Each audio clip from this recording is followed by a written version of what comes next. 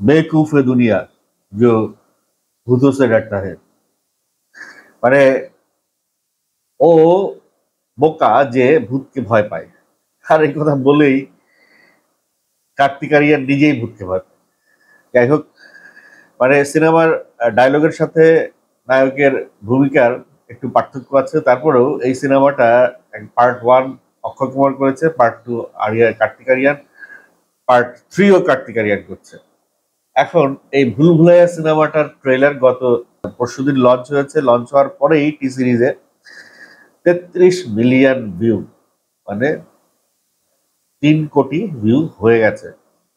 তো ট্রেলারের ভিউ দেখে বোঝা যাচ্ছে যে মানুষ এটাকে কতটা পছন্দ করছে। যদিও এর একটা মিশ্র প্রতিক্রিয়া শুরু হয়েছে। অনেকে বলছে সেই একই প্যাটার্নের গল্প, একই প্যাটার্নের স্টোরি। আসলে ভূতের গল্প তো একই প্যাটার্নের হবে, ভূতের গল্পে তো আর মানে আর কি দেখানো যেতে পারে। হ্যাঁ, স্ত্রী 2 এটাও একটা ভূতের গল্প, কিন্তু এখানে রোম্যান্স অ্যাপ্লাই করা হয়েছে, romantic comedy horror.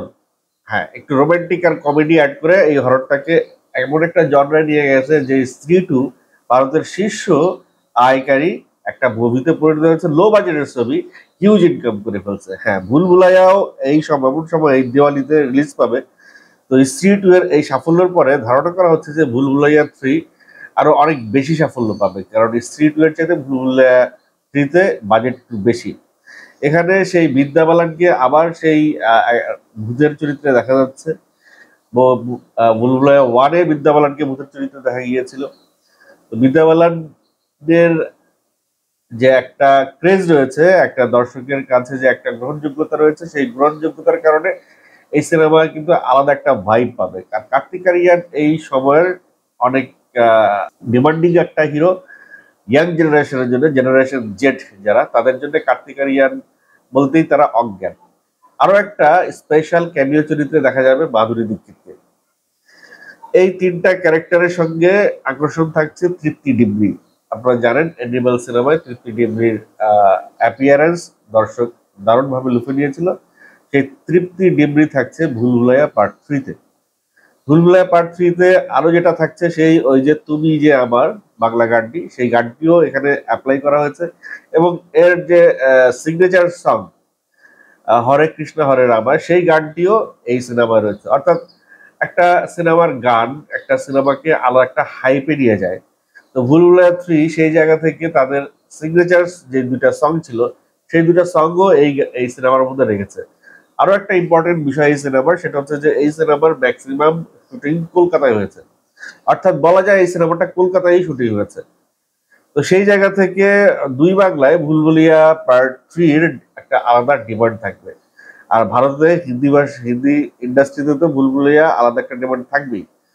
Overseas মিলায়া Bhulbhulaiya স্ত্রী 2 কে ছাড়া যেতে পারে, মানে ওয়ার্ল্ড ওয়াইড এবং ইন্ডিয়া মিলিয়ে ভুলভুলিয়ার ইনকাম স্ত্রী 2 কেও ছাড়িয়ে যেতে পারে। ব্যক্তিগতভাবে আমার ভূতের ছবি অতটা ভালো লাগে না, কিন্তু ভুলভুলাইয়া সিরিজগুলো আমার কাছে খুব ভালো লাগছে। স্ত্রী 2 আমার কাছে এতটা ভালো লাগে না, কিন্তু গল্পের দিক থেকে আমার কাছে মনে হয় ভুলভুলাইয়া 3 এর গল্পগুলো, স্ক্রিপ্টগুলা অনেক সুন্দর, অনেক গোছানো, অনেক আকর্ষণীয়, অনেক মিনিংফুল মনে হয় আমার কাছে।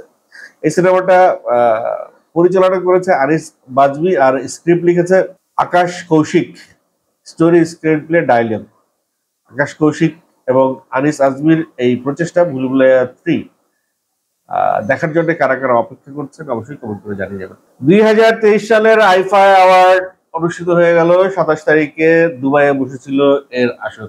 58 বছর বয়সী শাহরুখ খান 4 বছরের পরে অভিনয়ে ফিরে পরপর 3টি ছবি দিয়েছিলেন উপহার, জওয়ান, পাঠান, ডাঙ্কি। 4 বছর পরে অভিনয়ে ফিরেও শাহরুখ খান হয়েছেন সেরা অভিনেতা। জওয়ানের জন্য তিনি সেরা অভিনেতার পুরস্কার পেয়েছেন আইফা অ্যাওয়ার্ডে।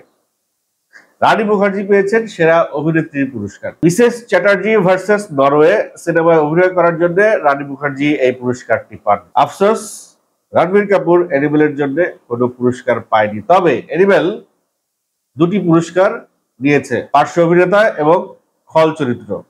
পার্শ্ব অভিনেতার জন্য অনিল কাপুর পেয়েছেন এবং খল অভিনয়ের জন্য পেয়েছেন ববি দেওয়াল। রকি ও রানী কি প্রেম কাহিনীর জন্য পার্শ্ব চরিত্রের সেরা অভিনেত্রী হয়েছেন শাবানা আজমি। এছাড়া ভারতীয় সিনেমায় অসাধারণ অবদানের জন্য সম্মাননা জানানো হয়েছে হেমা মালিনী ও জয়ন্তীলাল গোডাকে। এবারের আইফা সঞ্চালন করেন শাহরুখ খান ও ভিকি কৌশল। মঞ্চে পারফর্ম করেন কৃতি সানন, নোরা ফাতেহি, শাহিদ কাপুর, রেখা আর সহ অনেকে।